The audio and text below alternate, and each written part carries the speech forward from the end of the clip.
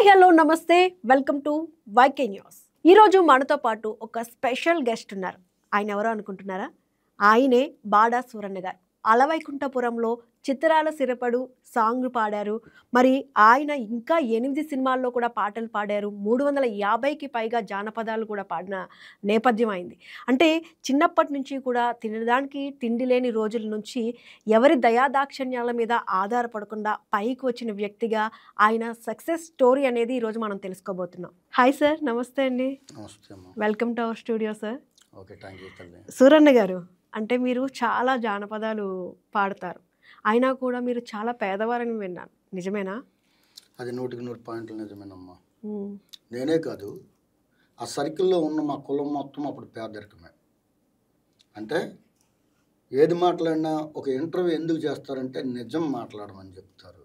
అంటే అది మనద చిన్న వయసు అయినా మనకంటే పెద్దోళ్ళు ఎక్కడ చెప్పినా ఇంటర్వ్యూ ఏంటంటే అది నిజమే చెప్పాలి. అబద్ధం చెప్తే రేపు పొద్దు నేను ఎక్కడ చెప్పినట్టు ఉండదు. ఈ ఇంటర్వ్యూ మా ఊరోళ్ళు మా ఇంటోళ్ళు కూడా చూస్తారు. చూస్తే మనం ఈ స్థాయిలో ఉంటే ఆ స్థాయిలో చెప్పడం ఏమని రేపు పొద్దున ఎవరైనా ఏలెత్తుకుంటా చూపకపోయిందే ఇంటర్వ్యూ. మా సర్కిల్లో మొత్తం పైన మేము ఒక యాసక వృత్తిలో జన్మించేవాళ్ళమే. ఈ యాసక వృత్తిలో అందరూ 45-50 సంవత్సరాల కిందకి వెళ్తే అప్పుడు ఎంత పేదరికం ఉందో అందరికీ తెలుసు. చాలా పేద కుటుంబాల్లోన అందులో ఒక కుటుంబం మాది. మేము కూడా చాలా పేదవాళ్ళం. పేదరికం అంటే కేవలం మా జాతిని చూసి మమ్మల్ని చూసి వచ్చిందనుకుంటారు ఆ రోజుల్లో. అంత పేదరికం ఒక 45-50 కిందకి వెళ్తే అప్పటి నుండి పేదరికం భరించుకుంటూ ఇప్పుడు వరకు వస్తుంది. అయితే సార్, మీకు మొదటగా ఈ సినిమా అవకాశం ఎలా వచ్చింది? సినిమా అవకాశం నిన్న కాక మొన్న వచ్చిందమ్మా. అలవైకుంఠపురం ఎన్నాళ్ళు ఉంటుంది, మా అయితే 4 సంవత్సరాలన్నర 5 సంవత్సరాలు ఉంటుంది, ఇప్పుడు వచ్చింది. ఈ పాటలు రావడానికి కారణం ముఖ్యంగా మన ఆంధ్రప్రదేశ్లో వంగపండి ప్రసాదరావు గారు అని ఆయన పెద్ద ఆయన, మంచి రచయిత, ఒకవేళ నటుడు. ఆయనకు సినిమా కూడా తీశాడు. అదేదో సినిమా నాకు గుర్తులేదు కానీ ఆ సినిమా కూడా చూశాను నేను. మా థియేటర్లో 30 పైసలు టికెట్ అప్పుడు మేము టూరింగ్ వాళ్ళు చిన్నవి. అప్పటి నుండి చూస్తుంటే ఆయన భూమి భోగోతం అని ఒక కిట్ రాశాడు ఆయన, వంగపండి ప్రసాదరావు గారు. ఈ భూమి భోగోతం అనే కిట్ రిలీజ్ చేసిన తర్వాత మా శ్రీకాకుళం జిల్లా మందస మండలం మా ఊరు పక్కనే, మాది బైర్సారంగపురం, మా పక్కనే ఒకప్పుడు బ్రిటిష్ వాళ్ళకి మహారాజులకి ఒక లేడీ ఎంట పెట్టి కొట్టిందనమాట, రాజుల్ని కలిపి కొట్టిన తర్వాత ఆ ఊరి పేరు గుడారి రాజపురం అని ఉండేది ఫస్ట్. గుడారి రాజపురం ఉంది. ఈ ఒక అమ్మాయి మహారాజులను ఎదిరించి కానీ చంపేశారులే, అమ్మాయికి కూడా రాజులు చూటు చేసి చంపేశారు. ఒక అమ్మాయి ఎంత పోరాటం చేసింది అనుకొని ఆ గుడారి రాజపురం తీసేసి ఆ ఊరికి ఏరగున్నమ్మపురం అని గవర్నర్ గారు పేరు పెట్టారు. మేము ఆ ఊరు కోతకి మోతకి అన్నిటికీ వెళ్ళి కూలి పని చేస్తుంటే ఆయన చూశాడు, ఒరే మీకు ఒక ప్రోగ్రాం అప్పుతాను, మీరు నేర్చుకుంటారని మాకు అడిగాడు. అయితే ఎలాగుంటుందండి అంటే ఆ చేను పొలాలలో ఒక 4-5 పాటలు పాడాడు ఆయన. పాడితే పాటలు బాగానే ఉన్నాయి. అది నీకు డ్యాన్స్ డ్యాన్స్ ఉంటే అన్ని రకాలుగా మీరు ఒక్క పాట పాడకండి, ఒక్క మాట ఆడకండి, మీరు ఓన్లీ స్టేజ్ మీద నిలబడి మీరు యాక్టింగ్ చేయండి, పాటలు డైలాగులు మొత్తం అన్నీ నేనేనంటారు. మేము చూసాం, ఇదేదో చాలా సింపుల్గా ఉంది ప్రోగ్రాం.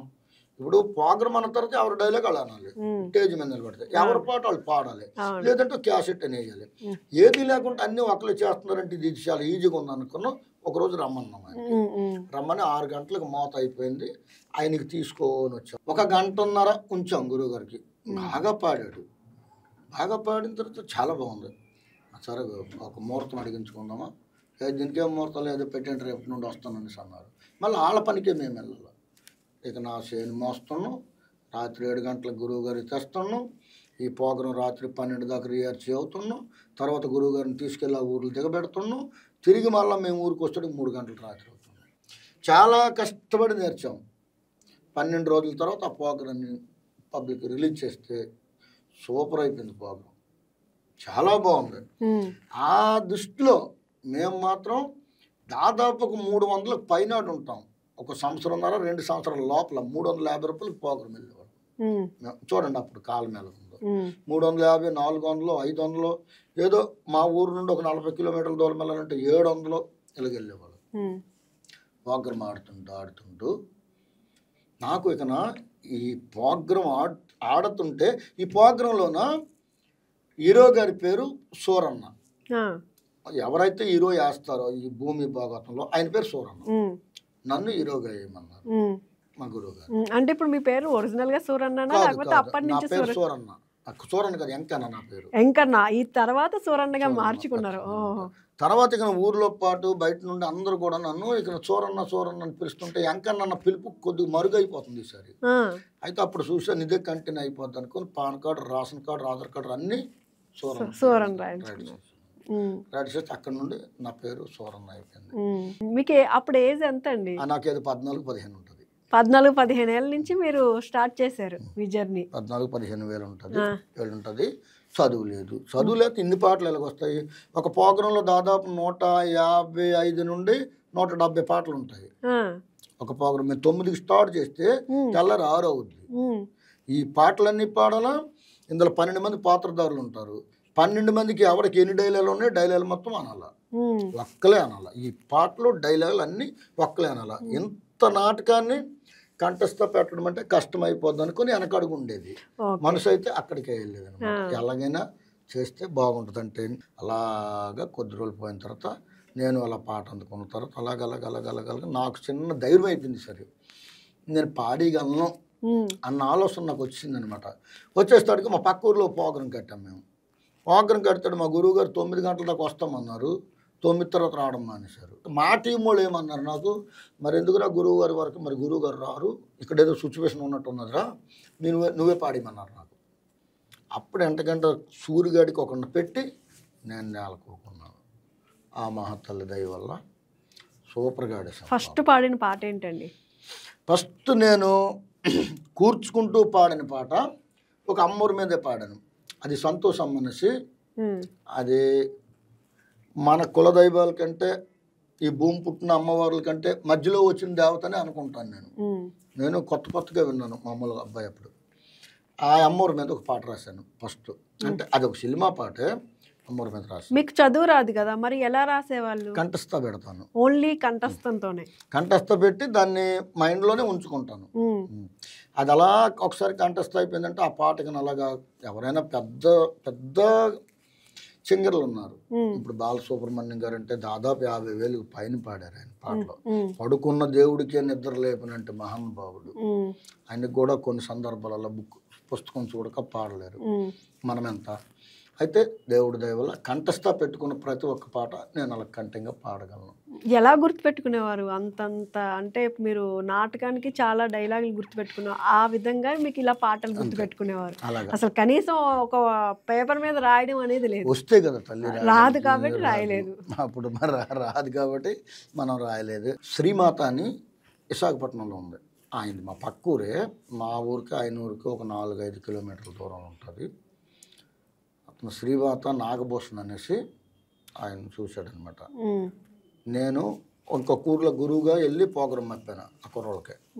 ఆ ఊరిలో చెప్పారు మన సూరన్న గురువు గారు గొప్ప పాటలు పాడేస్తాడు, బాగా పాడతాడు అనేసి అంటే వాళ్ళకు 2-3 దఫాలు నా ఇంటికి రావడం అయింది. వాళ్ళు వచ్చినప్పుడు నేను కలలేదు, ఒక్కోసారి కలిశాను, వస్తానని చెప్పని వెళ్ళలే. వాళ్ళ ఊర్లో ఒక ఆంజనేయ విగ్రహం ఓపెన్ చేశారు వాళ్ళు. చేస్తే ఈ శ్రీమాత టీం వల్ల ఆ రోజు అక్కడికి వచ్చారు. వచ్చి నాకు ఒక పాంప్లెట్ ఇచ్చారు, మీరు ఎలాగైనా ఇక్కడికి రండి అనేసి అంటే నేను ఆంజనేయుని గుడికి అనుకొని నేను వెళ్ళాను. సైకిల్ మీద వెళ్ళాను ఊరికి. అప్పుడు సైకిల్ మీద వెళ్ళాం, ఇప్పుడు బుల్లెట్ అనుకోండి అది, అలాగే వెళ్ళాం. వెళ్ళిన తర్వాత ఈ టీం అంతా ఉన్నారు అక్కడ. అయితే గురువుగారు మీరు వారం లోపల వస్తే మీ పాటలు మొత్తం రికార్డింగ్ చేస్తామని అన్నారు. సరే మరి దేవుడి దగ్గరికి వచ్చి మనం ఇంకా అబద్ధం ఆడలేం కదా, వస్తానులే మనం వెళ్ళాం తల్లి. ప్రోగ్రాం ఇది కిటికీలుగా చేయాలనుకుంటే ఆ రోజు తిండి కూడా తిన్నాను అనమాట. నేను ఉపాసమే ఉంటాను. ఉపాసం అందరికీ తెలుసు. ఇలా పాడుకుంటూ ఈ పాటలు రాసుకుంటూ ఇలా చేసుకుంటూ వస్తే పేదరికం అంటే ఫస్ట్ మమ్మల్ని చూసే వచ్చి ఉంటుంది అనుకుంటాను నేను.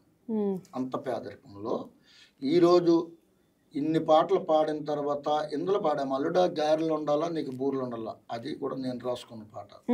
ఫేమస్ అయింది. ఇలాంటి పాటలు పాడుతూ అందులో మా పెస్టీజ్ గురించి ఒక నా నెంబర్ వేయండి గురువు గారు అని చెప్పాను ఆయనకి. ఏదో 4 ఫోన్ చేస్తే మనకు కొద్ది గౌరవం ఉంటుంది అనుకోని. ఇప్పుడు ఆ ఫోను నన్ను కంటికి నిద్ర లేకుండా చేసింది అనమాట. అది ఆ రోజు వేసేసాం. ఇప్పుడు 18 సంవత్సరాలు అయిందా. ప్రతి ఒక్కడికి బాడ సూరన్న నెంబర్ ఇదంటే ఇంత గుంటడు కూడా సూరన్న గారు అండి. మరి దానికి రాత్రి లేదు పొగలో లేదు.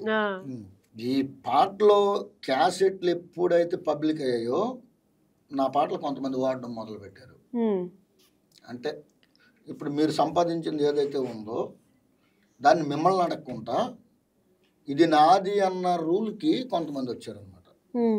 ఈ అవకతవకలు కొద్దిగా పడుతూనే ఉంటాను మా ఊర్లోన.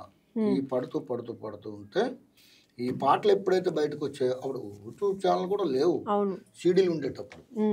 మొన్న కదా సీడీలు అంటే ఇప్పుడు దాదాపు ఒక 18-19 సంవత్సరాలు అయింది సీడీలు వచ్చి. అంతకుముందు టేప్ రికార్డులు ఉంది అలాగుండే. అప్పుడు వచ్చేసరికల్లా ఈ పాటలు మన ఇక్కడ పక్క దేశం ఎక్కడ ఉందో మనకు తెలియదు, అటు వెళ్ళేయలేదు మనకు తెలియదు, కానీ ఆంధ్ర రాష్ట్రం వల్ల తెలంగాణ మనది ఒకటే దేశం. అప్పుడు మన కేసీఆర్ కదా వచ్చినప్పుడు తర్వాత కదా ఈడిపోయింది అనమాట. అప్పుడు వరకు ఒకటే దేశం అయితే ఆ క్యాసెట్లు అలాగ ఉన్నాయి. అలా వైకుంఠపురం సినిమా మొన్నే కదా 5 సంవత్సరాలు అయి ఉంటుంది అనుకుంటాను, ఇంకా పుల్లు కాదని అనుకుంటాను. ఈ పండుగ వస్తే 5 సంవత్సరాలు అనుకుంటాను నేను ఆ సినిమా. అక్కడ త్రివిక్రమ్ గారు చూసి ఈ చిత్రాల చెరపడు అనే పాట బల్లా విజయ్ కుమార్ గారు మంచి రాతగారు, మంచి గురువు గారు, ఆయన రాసిన పాట ఆయనకు అప్పచెప్పారు. చిన్ని కృష్ణ డైరెక్టర్ గారు అని ఒక ఆయన ఉన్నారు అక్కడ. ఆయన ఒక 4-5 సినిమాలు తీశారు. ఆయన ఏడు చేశాడు, ఈ చల్లో పట్టుకెళ్ళి గురువుగారు ఈ వాయిస్ ఒకసారి ఏనండి, ఇది వీలైతే కుర్రోడికి తెద్దాం అనేసి అంటే విన్నాడు. విన్నంటనే ఈ వాయిస్ ఏదో బాగుందిరా, ఇడికి తీసుకుని రండి అనేసి త్రివిక్రమ్ గారు అనేసారు. అనేసినట్టు నాకు నా నెంబర్ ఫోన్ చేశారు. ఆ రోజు నేను ఒరిస్సా గురండిలోన గారబంద్ దగ్గర పర్లకం డైరీలోన ప్రోగ్రామ్ ఆడుతుంటే 3:30 కల్లా ఫోన్ వచ్చింది. నువ్వు ఎక్కడున్నావు, అర్జెంటు ట్రైన్ ఎక్కిపోయి ఇప్పుడు టికెట్ వేసేస్తాను అంటున్నాడు. ఆయన ఆగ్రమొగ్గేసి ఎలా వెళ్ళిపోగలనండి. ఇప్పుడు ఇక్కడ 25,000 30,000 ప్రోగ్రామ్ ఆడుతున్నాం, అమ్మాయిలు అబ్బాయిలు అందరం కలిపి 18 మంది ఉన్నాం. ఇప్పుడు నేను వెళ్ళిపోతే ఇప్పుడు వీళ్ళు ఏమంటారు, ప్రోగ్రామ్ మా తమ్ముడైనా ప్రోగ్రామ్ ఆడేస్తాడు, మా తమ్ముడు మాకేం ఇబ్బంది లేదు, నేను ఇండస్ట్రీకి వెళ్ళిపోతే మా తమ్ముడికి అప్పుడు చెప్పి వెళ్తాను. కానీ ఇప్పుడు వచ్చిన మనిషి వెళ్ళిపోయినట్టు ఇబ్బంది అయిపోద్ది అనేసి ఇవాళ కాదండి అనేసి అన్నాను.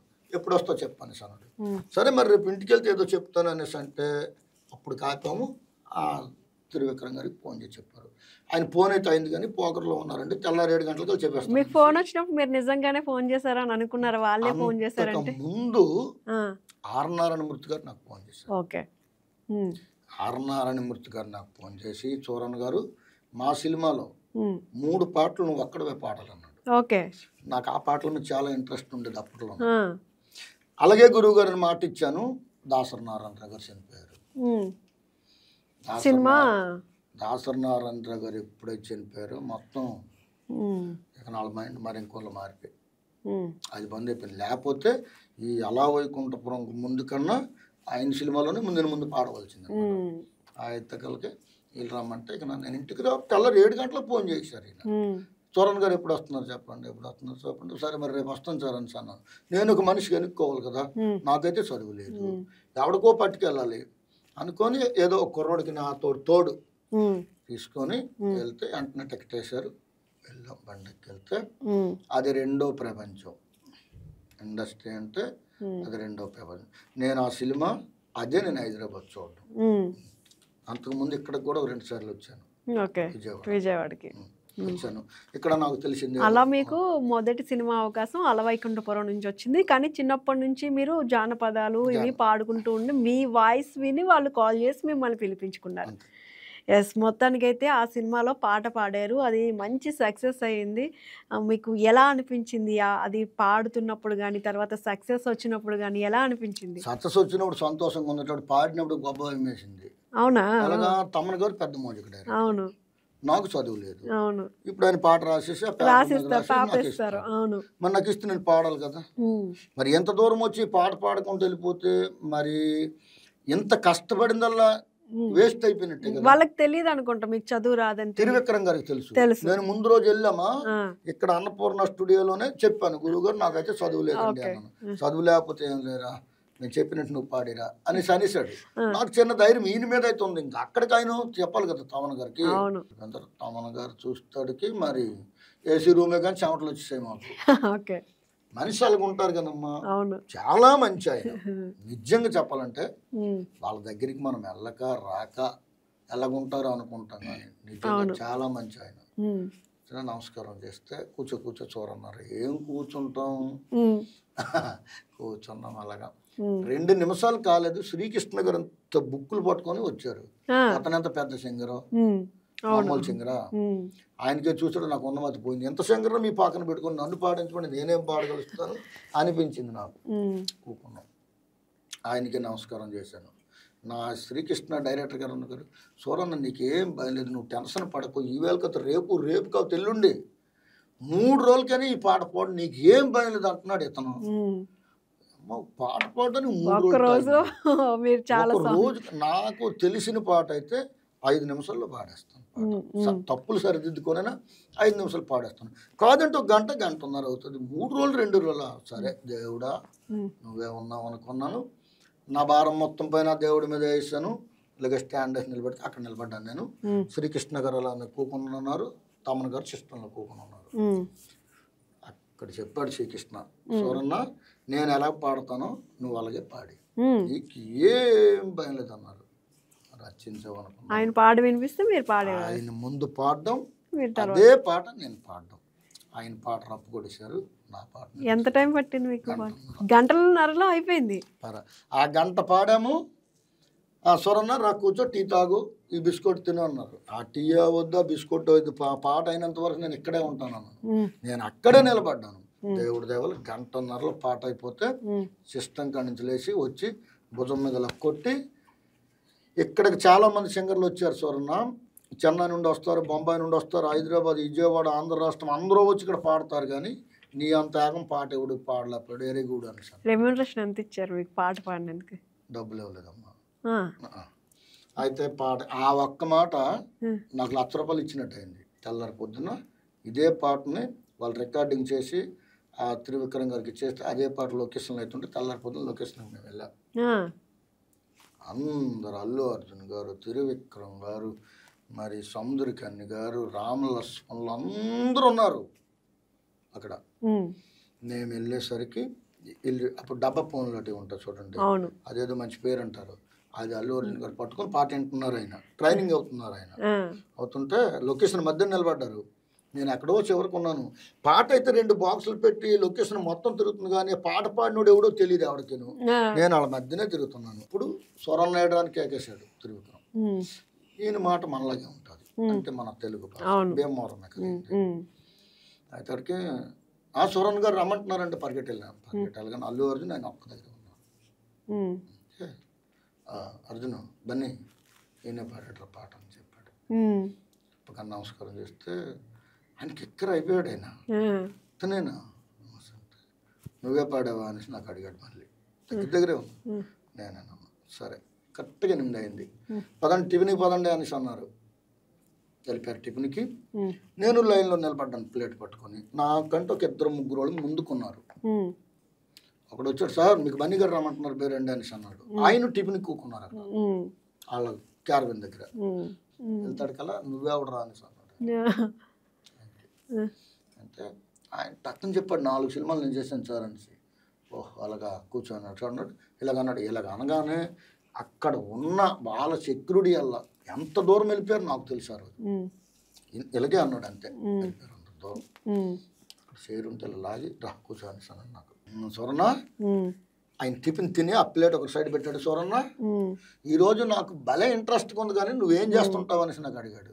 సార్ నేను జ్ఞానపదాలు ఎక్కువ పాడుతున్నాను, ఏదో పాట పాడాలి అన్నాడు. ఇప్పుడు ఈ అల్లుడా గ్యారెలు ఉండాలి పాట పాడారా? పాట పాడగానే కంటే నీళ్ళు పోయి నవ్వడాను. ఇదేంటి పాట ఎలాగా అనేసి అన్నాడు. ఇది డబల్ మీనింగ్లో మా శ్రీకాకుళం మేసలో పాడతామని 13 పాటలు, అంటే పాట పూర్తి కాదు, ఒక చరణం 2 చరణాలు పాడేసి 13 పాటలు 38 నిమిషాలు పాడేసరికి నవ్వి నవ్వి నవ్వి నవ్వి 2 కళ్ళ నీళ్ళు వచ్చాయి. అన్నయ్య ఫోటో తీద్దామంటే సరే నేను లంచ్కి వస్తాను కదా అప్పుడు తీద్దామన్నా. ఇక నాలుగు సూట్ చేయడం ఇలా సూట్ చేయడం నేను ఎలా నిలబడి చూస్తాను. 2 రోజులు ఉన్నా భోజనంకి వచ్చినట్టు ఫోటో తీసుకుంటే నేను వెళ్ళిపోతున్నప్పటికి కవర్లో పెట్టి 10,000 రూపాయలు పంపించాడు. ఓకే ఆయన తిరిగి సూరన్న వెళ్ళిపోతున్నావు అనేసి అడిగారు త్రివిక్రమ్. వెళ్ళిపోతున్నాను సార్. 25,000 రూపాయలు అంటే 25,000 రూపాయలు ఒక కవర్లో పెట్టించాడు. ఓకే చాలు ఇక్కడికి. ఓకే అయితే చెప్పండి. వెళ్ళిపోయాను. వెళ్ళిపోయి పోగరాలు ఆడిన తర్వాత మళ్ళీ తమన్ గారు ఫోన్ చేశారు. సూరన్న గారు రండి మరొక 2 లైన్లు పాడించాలని ప్రసాద్ లోపలికి వెళ్ళాం. ప్రసాద్ లోపల 2 లైన్లు అయిపోయినాయి. నేను వెళ్ళిపోతున్నప్పుడు కూడా బస్సులో కూడా ఒక లైన్ 2 లైన్లు పాడించారు. అక్కడ నుండి లొకేషన్ నుండి వెళ్ళిపోతుంటే 2 లైన్లు బస్సులో పాడించారు. తర్వాత నేను ఊరు వెళ్ళిపోయిన తర్వాత వారం పోయిన తర్వాత మళ్ళీ పిలిచి మళ్ళీ 2 లైన్లు పాడించారు. ఈ పాట అంతా లేదు సినిమాలో, తక్కువ పాట కొంచెం. బన్నీ గారు పాట పాడమన్నప్పుడు మీరు పాడిన పాట అల్లుడ గారెలు ఉండాలా ఫస్ట్ పాట? ఫస్ట్ పాట పాడాను. అలాగే మొత్తం 13 పాటలు పాడాను, తక్కువేసి. నా పాటలు కొద్దిగా డిఫరెన్స్కుంటాయి తల్లి. ఒక పాట ఒక 2 లైన్లు. అల్లుడా గారిలండాలో రలుడా బూరిలండాలా, నీకు గారిలండాలో రలుడా బూరిలండాలా, ఒలత్త బూర్లైతే బులబులమంటే గారిలుండతో నా మీదంత ప్రేమత, బూర్లైతే బులబులమంటే గారిలుండతో నా మీదంత ప్రేమత. చాలా మంచిగా అసలు మీ వాయిస్ ఇక్కడ రియల్ గా వింటుంటే చాలా బాగా అనిపిస్తుంది. అందుకనే మీకు అంత మంచి ఛాన్స్ వచ్చింది. గట్టి పాడేసాం. అవును. తెల్లారెళ్ళు 10 పాటలు పాడాను. అయితే అసలు ఇప్పుడు ఈ సినిమా అవకాశం వచ్చిన తర్వాత 8 సినిమాల్లో కూడా పాటలు పాడారు. ఆ 8 సినిమాలు కూడా మీకు బాగానే అనిపించినాయా? సినిమాలో పాడితే బాగానే అనిపిస్తుంది. కాకపోతే చిన్న సినిమాకి పెద్ద సినిమాకి చాలా తేడా. మేడకే పూరిళ్ళకి ఎలాగుంటుందో అంత తేడా ఉంటది. అల్లు అర్జున్ గారు అంటే స్టైల్ స్టార్ హీరో, పెద్ద డైరెక్టర్, కోట్ల మీద తీసిన సినిమా. అది ఎలాంటి సినిమా ఒకవేళ అనకూడదు, సినిమా పోయినా సరే చూడాలనిపిస్తుంది, చూసేస్తాం. చిన్న సినిమా ఇట్టేనే అంత వేయగలరు. చిన్న సినిమాలో నేను పాడినది 7 సినిమాలు. పెద్ద సినిమా పలాస సినిమా ఒకటి మా పక్కూరు డైరెక్టర్ తీశారు. పలాస అనేసి లక్లిస్ గొలుసు నాది పాట. ఆ పాట దాన్ని ఇక్కడ ఇండస్ట్రీలోనే వాడేశారు. అక్కడ మన రఘు కుంచి గారు ఉన్నారు కదా, వాడారు. వాడేసి పాట అయిన తర్వాత నేను ఫోన్ చేస్తే నీది కాదు ఎప్పుడుదంటే అలాగ అవ్వదు, కాపీ రైట్స్ కూడా నా దగ్గర ఉన్నాయండి, ఈ పాటను సృష్టించింది నేను అనుకొని అంటే డైరెక్టర్ గారు వచ్చి సూరన్న మరి అయిపోయింది మరి అయిపోయింది కానీ మరి నేను అనుకుంటే మరి ఏం చేస్తాం మాకు తెలియలేదు అనేసారు. అలాగే అంటారు అనుకుంటాను, తెలియలేదంటే అక్కడికి ఒక దగ్గర సరిపెట్టాం. పైమా అవార్డు వచ్చింది ఆ పాటకి, సింగపూర్లో అవార్డు తెచ్చారు. అంత బాగా లాగింది ఆ పాట. ఇలా లాగితే ఇప్పుడు మా జిల్లాలోన విజయనగరం జిల్లాలోన ఏం చేస్తున్నారంటే నీది నీ వరకు ఉంచడం లేదు, నాది నా వరకు ఉంచడం లేదు. ఇప్పుడు నా పాటలు ఇప్పుడు 70-80 పాటలు, మొత్తం 115 పాటలు ఉంటాయి యూట్యూబ్లోన. ఇందులో ఈ పాటలన్నీ మొత్తం వెనకడము, వాళ్ళకి నచ్చిన పాట తీసి వాడడం, సూని మార్చరు. కొంతమంది సూని అదే ఉంచుతారు, కొంతమంది మార్చేస్తారు, కొంతమంది ఆ లిరిక్ మీదే పాడేస్తారు. బాబు మరి ఈ పాట మాదిరా, దీని తాలూకు అంతా హక్కులు మా దగ్గర ఉన్నారంటే ఇది ఎప్పుడో 30 సంవత్సరాల క్రితం ఉందండి, అప్పుడు నువ్వు పుట్టడమే లేదు కదా అంటారు. నా జీవితంలో నేర్చిన పాఠం అనేది ఒకటి కూడా సాధారణంగా నాకు లేదు. కానీ ఒక విధంగా నేను ఇక్కడ వరకే రావడానికి కారణం వంగపండు ప్రసాదరావు గారే మా గురువు అని నమ్ముతాను. ఆ రోజు ఆ భూమి భాగవతం అనే కిట్ ఆయనే రాసి విడుదల చేయకపోతే మా పక్కూరు ఆయన కూడా మాకు చెప్పడం, ఆ కిట్టే నా పాలన దైవమై అది బయటికి ఆయన రిలీజ్ చేశాడు. వంగపండు ప్రసాదరావు గారు మా ఏరియాలో తిత్లితో పని ఒకటి వచ్చింది, వినుంటారేమో. ఆ తిత్లీ తుఫాను మీద ఒక పాట రాసి పాడితే ఇక్కడ ఆజివీడి అని ఒకటి ఉంటుంది భీమవరం దగ్గర. నూజివీడి వేరు, ఆజివీడి వేరు. ఆజివీడి ఉన్నది. ఆజివీడి నన్ను వంగపండు ప్రసాదరావు గారు, ఎమ్మెల్యే గారు, మాజీ ఎమ్మెల్యే గారు ముగ్గురు పిలిచి కంటెంట్ ఏడ్చుకున్నాడు, ఇలాంటి పాట నేను వినలేదనిసాడు.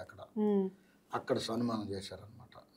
సన్మానం చేసిన తర్వాత పాటల్లో అనేక రకాలుగా ఉంటుంటాయి పాటలు ఇవన్నీ. ఇలాగైన తర్వాత ఆ సినిమాలోనే ఆ పాట అయిన తర్వాత సక్సెస్ మీట్కి వజారమ్మన్నారు. సక్సెస్ మీట్కి ఓకే వచ్చిన తర్వాత బన్నీ గారి పేరుకు కోటు కొని తెచ్చిచ్చారు అక్కడ. అది ఇప్పటికి అంటే మీ లైఫ్లో బెస్ట్ మూమెంట్, మీకు చాలా హ్యాపీగా అనిపించింది, సంతోషపడే మూమెంట్ అంటే అదే. సంతోషం అన్నిటికంటే అసలైన సంతోషం ఆ టేజీ నాకు ఇచ్చింది అక్కడ. అది టేజీ దిగి వీళ్ళంతా కార్ల మీద వెళ్ళిపోతే నేను టేజీ నుండి రోడ్డు ఎక్కడానికి 1.5 పట్టింది. ఫోటోలు తీసుకున్నారు నాతో జనాలు. అంతకంటే ఇప్పుడు బాగా గుర్తుపడుతున్నారా జనాలు మీరు ఎక్కడికి వెళ్ళినా? పడతారు. ఈవెంట్స్ అవి బాగా వస్తున్నాయా? వస్తుంటాయి, ఆడుతుంటాను. నాకు నేను ఆడే ఈవెంట్ వేరే. నేను 18 మందితో వెళ్తాను, జనాలు ఎక్కువ ఉంటారు. నేను రోడ్డు షూ చేస్తాను. ఈ రోడ్ షోలో ఎండాకాలమైన వర్షాకాలమైన ఏది కానీ ఒకేలా చేస్తాను. నా జీవిత చరిత్ర లాంటిది ఇంకేరే వాళ్ళకి ఎవరికి రాకూడదు. మేము అన్ని కష్టాలతో బయటకు వస్తుంటాం. అసలు జానపదం ప్రత్యేకత ఏంటి అంటే ఏం చెప్తారు మీరు? ఇది మట్టిలో పుట్టే మాణికం అంటారు.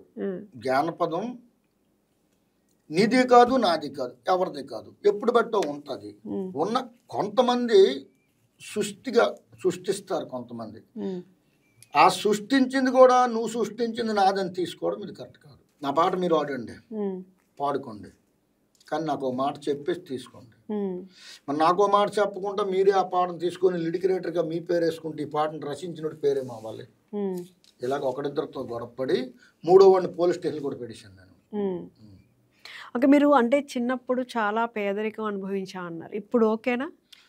తల్లి కష్టపడుతున్న కొద్దీ దేశం ఎలా మారిందో మనం కూడా అలా మారుతాం. అప్పుడు ఆ కష్టం వేరు. ఇప్పుడు జనరల్గా చూడాలంటే దేవుడి దయ వల్ల కష్టపడతాం, తినడానికి తెచ్చుకుంటాం. చిన్నప్పుడు మీరు అసలు ఈ జానపదాల్లోకి మీరు ఏదైతే నాటకాలు వేసేవాళ్ళో వాటిలోకి రాకముందు మీరు చూసిన పెద్ద కష్టం అంటే ఏం చెప్తారు? తినడానికి లేక ఈవేళ సాయంకాలం తింటే తెల్లారి ఎక్కడ దొరుకుద్ది, మనకి ఎలా దొరుకుద్ది అన్న స్థితిలో ఉండేవాళ్ళు. ఓకే, అంతకంటే కష్టం నేను అన్నాను కదా, మాలాంటి కష్టం పగోడికి కూడా రాకూడదు. అంటే మీరు ఇలా ఈవెంట్స్కి వెళ్ళినప్పుడు, ప్రజల్లోకి వెళ్ళి పాడినప్పుడు ప్రజల నుంచి ఎలాంటి స్పందన ఉంటుంది? ప్రతి ఒక్కరు పలకరిస్తారమ్మా. సూరన్న గారంటే నేనా, సినిమాలో పాడింది నేనా అనుకొని ఫోటోలు తీసుకుంటారు. వాళ్ళు వీళ్ళని కాదు, అందరూ పిల్లలు, పెద్దోళ్ళు, అమ్మాయిలు, అబ్బాయిలు, ముసలోళ్ళు, ముతకాళ్ళు అందరూ తీసుకుంటారు. అదొక యాప్ లాగా ఉంటుంది. మీకు వచ్చిన అవార్డులు రివార్డుల గురించి మాట్లాడుకుంటే ఏం చెప్తారు? వంగపండు ప్రసాదరావు గారు చనిపోయారు కరోనాలో. ఆ నెక్స్ట్ వరదంత అయింది. స్టేట్ లో ఇంతవరకు ఎవ్వరికి ఇవ్వలే. పేద కళాకారుడికి వంగపండు వరదాంతికి 2 లక్షలు ఇమ్మంటే అప్పుడు ఎనికెనికి బాడ సూరన్నకు పట్టుకొని 2 లక్షల రూపాయలు నాకు ఇచ్చారు. కూతురు అల్లుడు మాకు 12 కిలోమీటర్ల దూరంలో ఉంటారు. వాళ్ళు ప్రకటించారు అనమాట. పేద కళాకారుడు అంటే సూరన్న ఉన్నాడు అక్కడ. వాళ్ళు యాస్కూర్తిలో బతుకుతారు. ఆ డబ్బు గలడు కానీ పేదోడు కానీ మనకు అవసరం లేదు, యాస్కూర్తిలో బతికినోడికి ఇద్దాం అనేసి నాకు ఇచ్చారనమాట స్టేట్ లెవెల్లో. తర్వాత కళాభారతిలో సన్మానం చేశారు, తర్వాత వైజాగ్లో చేశారు, ఉడా పార్కులో చేశారు, ఇంకా ఉడా పార్క్ కొద్దిగా ఇంకా చాలా పెద్ద పార్క్, అక్కడ ఎన్నో దుక్కులు చేశారమ్మా. మా శ్రీకాకుళం కలెక్టర్ గారు చేశారు, మరి ఎమ్మెల్యేలు చేశారు, ఎంపీలు చేశారు, ప్రెసిడెంట్లు చేశారు, ఎన్నో. అంటే మీరు ఈ ఫీల్డ్లోకి పాటలు పాడడానికి కానీ వీటిలోకి రాకముందు ఏం చేసేవారు? యాచకవృత్తి చేసేవారు. యాచకవృత్తి నేను గంగిరెద్దు పట్టుకుని తిరుగుతా. సంక్రాంతి కాదు, ఇది కాదు, అది కాదు, ఎప్పుడు కానీ తిరిగేవాళ్ళమే. నేను ఈ ఫీల్డ్కి వచ్చి నుండి ఒక సంక్రాంతికే మా ఎద్దుని పట్టుకుని తిరుగుతా. సంక్రాంతిలో ఊటు బద్దలైన వస్తాయి మా ఐడియాలు. అలాగే అది చేస్తుంటే ఎక్కడి నుండి, విజయవాడ నుండి నాకు చాలా మంది ఫోన్ చేస్తారు, మాకు ఇచ్చేమనేసి. అంటే మీ ఊరు వరకే వెళ్తారా ఇంకెక్కడికెక్కడికైనా? ఒక 40-50 కిలోమీటర్ల వరకు వెళ్తా. ఒక 40-50 కిలోమీటర్ల వరకు. అలాంటప్పుడు మిమ్మల్ని గుర్తుపట్టిన వాళ్ళు అడుగుతుంటారు చాలా మంది. బాడసూరన్న ఆయన చేసింది న్యాయం చేస్తున్నారు అంటారు కొంతమంది. నేను ఇలాగ ఉండవాలి కదా, నేను ఎంత సెలబ్రిటీ అయిపోయాను కదా, నాకెందుకు ఇదని ఒగ్గేసే వాళ్ళకి చూసాం. కానీ ఆయన ఎక్కడికి వెళ్ళినా మళ్ళీ తిథిలో మళ్ళీ దీన్నే పట్టుకొని వచ్చాడంటే నిజంగా నమ్మకం అంటే ఈయన అంటారు. ఎందుకు? నేను అది అందరి నుండే వచ్చాను కాబట్టి సంవత్సరంకి ఒకసారైనా దాన్ని నేను వదలడం లేదు. మీకు ఇప్పుడు పిల్లలు ఉన్నారా? ఒక బాబు. ఏం చేస్తున్నారు? 9th చదువుతున్నాడు. 9th చదువుతున్నాడు. ఓకే, చిన్నాడు. ఓకే, మీకు బాగా నచ్చిన పాట ఏంటండి? మీరు రాసినవి కానీ పాడిన దాంట్లో కానీ మీకు బాగా నచ్చిన పాట? పాటలన్నీ నస్తాయమ్మ నాకు. అమ్మవారి పాట నాకు చాలా ఇష్టం అనమాట. దండ దండాము తల్లో మాయమ్మ నీకు దండాము తల్లి, ఒల మాయమ్మ నీకు దండాము తల్లి, ఒల మాయమ్మ వందనమా వందనమే, ఒల మాయమ్మ ముందు నీకు వందనమే, ఒలమాయమ్మ కుమ్మరోడింటి కాడ, ఒలమాయమ్మ కుదురైన ఘాటాలే, ఒలమాయమ్మ మేదరోడింటి కాడ, ఒలమాయమ్మ మేలైన జంగుళ్ళే, గొల్లోడింటి కాడు ఒలమాయమ్మ మేలైన గొర్రిపోతే, ఒలమాయమ్మ మేలైన గొర్రిపోతే. చాలా బాగా పాడుతున్నారు అసలు. గంట వరకు పాడుతున్నారు. అంటే నేను మీ పేరు విన్నాను, మీరు అక్కడ ఆలవైకుంఠపురంలో పాడారు, విన్నాము. చాలా పాటలు విన్నాం కానీ రియల్గా ఇలా కూర్చుని రియల్గా వినడం అయితే ఇదే ఫస్ట్ టైం నేను. చాలా బాగా అనిపించింది. అండ్ మీరు అసలు చిన్న వయసులో పడిన కష్టాలు ఎవరు పడకూడదని చెప్తున్న పరిస్థితి నుంచి ఈ స్టేజ్కి వచ్చారు మీ కష్టంను నమ్ముకుని. అంతే కదా. ఇంకా ముందు ముందు కూడా చాలా మంచి పాటలు పాడాలి, పాటలు రాయాలి, చాలా మంచి సక్సెస్ని అందుకోవాలని అయితే మనస్ఫూర్తిగా కోరుకుంటున్నాను. థ్యాంక్ యూ సో మచ్ అండి. మనందరినీ చూసేది ఆ మా తల్లే. మనం అనుకుంటాం ఎక్కడికో వెళ్ళిపోవాలనుకొని, నీకు అది తిరిగితే రాసి పెట్టుంటేనే అక్కడ వరకు, లేదంటే ఎక్కడ ఉండాలో అక్కడే ఉంటాం. థ్యాంక్ యూ అండి. Thank you so much. అంటే చాలా చక్కటి విషయాలు మీ లైఫ్లో జరిగినవి, అలాగే మీరు ఎలా వచ్చారు ఏంటనేది మీ జర్నీ గురించి చాలా చక్కగా తెలియజేశారు. థ్యాంక్ యూ సో మచ్ అండి. చూసారు కదా, బాడా సూరన్న గారు వారి లైఫ్లో అనేక కష్టాలను అనుభవించి ఎంతో సక్సెస్ని ఇప్పుడు సాధించారనే చెప్పుకోవాలి. ఇలాంటి సక్సెస్ అనేది కూడా అందరికీ రావడం చాలా కష్టం. మరి అలా బాడా సూరన్న గారు ఎంతో కష్టపడి ఇలా పైకి వచ్చారు. సో మరో కార్యక్రమంలో మళ్ళీ కలుసుకుందాం. నమస్తే.